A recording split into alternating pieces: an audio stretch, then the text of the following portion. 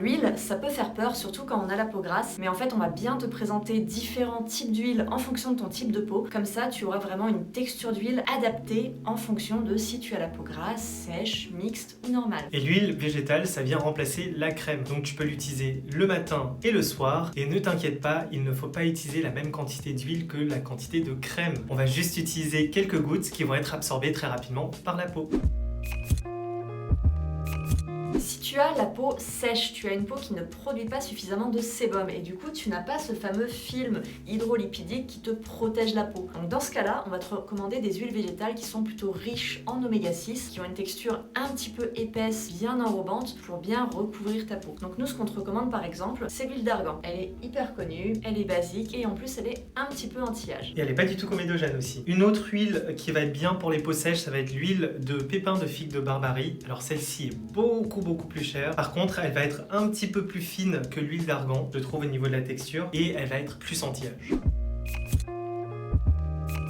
Alors maintenant, on va passer aux peaux mixtes à grasse. Donc là, c'est un domaine qui nous concerne plus parce que c'est notre type de peau. Pour les peaux mixtes à grasse, on va d'abord conseiller la fameuse huile de jojoba. D'ailleurs, c'est pas vraiment une huile extraite d'une plante puisque c'est une cire naturelle et c'est celle qui est la plus proche du sébum naturellement produit par la peau. En mettant ça sur sa peau, on va envoyer un message à sa peau. On va lui faire croire qu'on a déjà la couche de sébum sur l'épiderme. Et du coup, la peau va naturellement moins en produire. Et rassure-toi, c'est pas une huile qui est super grasse, tu vas en mettre que 2 ou 3 gouttes et tu l'étales bien et si tu as mis la bonne dose, ta peau va l'absorber et ça ne fera pas une couche trop grasse sur la peau. Et si tu as des imperfections sur la peau, on va te conseiller plutôt l'huile de nigel. Elle contient de la thymoquinone qui va être à la fois antioxydante et anti-inflammatoire. C'est cette molécule-là qui va faire en sorte que les boutons réduisent petit à petit. L'huile de nigel est bonne contre les boutons, mais ça ne remplace bien sûr pas une routine complète puisque avec un bon nettoyant, une lotion, un sérum en plus de ton huile, ça va permettre vraiment de travailler sur les boutons en profondeur. Si tu souhaites trouver une telle routine personnalisée pour toi, tu peux faire le diagnostic qu'on a développé dont le lien est en description. Et maintenant, on va passer à la peau sensible. Alors ça, c'est pas un type de peau, hein, c'est un état de peau. C'est-à-dire que ça peut concerner tous les types de peau. Ça peut concerner les peaux grasses comme les peaux sèches. Et dans ces cas-là, on va recommander du coup des huiles qui vont être calmantes pour la peau. Pourquoi? Parce que tu vas sentir des rougeurs, des tiraillements sur la peau. Donc il faut calmer tout ça. L'huile que je recommande le plus en général, c'est l'huile de calendula. Parce que dans l'huile de calendula, on retrouve du bisabolol, qui est un ingrédient qui est extrêmement calmant, qu'on retrouve dans plein de produits. Parmi toutes les huiles au calendula, celle que je vais le plus recommander, c'est celle de chez Régence. Pourquoi? Parce que j'ai échangé avec la marque et ils utilisent 3 fois plus de fleurs de calendula dans leur macérat huileux. C'est pour ça que dès qu'on applique cette huile, honnêtement, la peau se calme immédiatement. Alors moi personnellement, j'aime beaucoup l'huile de chanvre et en particulier celle de chez Oden parce qu'elle est issue de plantes 100% françaises et ça, le côté local français, c'est quelque chose que j'aime beaucoup chez cette marque. Donc le chanvre, c'est une plante qui est reconnue apaisante parce qu'elle contient du CBD, le fameux cannabidiol. Donc c'est pas du tout psychotrope, ne vous inquiétez pas, c'est une extraction de la plante et on sait scientifiquement que la peau a des récepteurs de CBD qui vont avoir cet effet apaisant.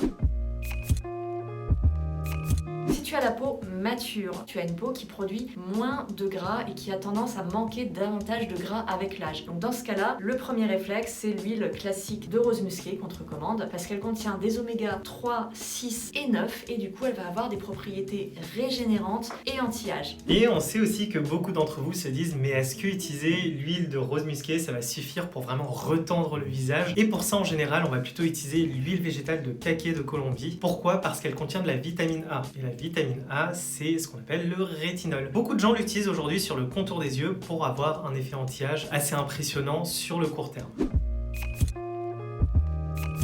Alors là, on t'a présenté plein d'huiles végétales en fonction de ton type de peau ou de ton état de peau, mais il existe encore plein d'autres huiles. Donc l'important quand tu vas choisir ton huile végétale pour ton type de peau, ça va être de regarder l'indice comédogène. Donc là, on va te mettre un petit tableau récapitulatif des indices. N'hésite pas à faire un petit screenshot. L'important du coup, ça va être de prendre un indice faiblement comédogène, surtout si tu as une peau qui a tendance à faire des boutons ou des points noirs. Et sinon, ce qu'il faut regarder également, c'est la composition de ton huile pour prendre une huile végétale végétale pure et de première pression à froid. Dans certains magasins, tu verras souvent des huiles pas chères avec des petits packaging attractifs et puis ça sera marqué en gros huile de jojoba, sauf que quand tu regarderas la composition, le premier ingrédient ça sera de l'huile de tournesol ou de l'huile de je ne sais quoi, parfois même pas une vraie huile végétale mais une huile synthétique, et ça n'a aucun intérêt si tu veux choisir ton huile végétale en fonction de ton type de peau. Également, si tu commences à utiliser des huiles végétales, on te conseille de faire attention aussi à la date de péremption. Très souvent on se dit bon bah une huile végétale,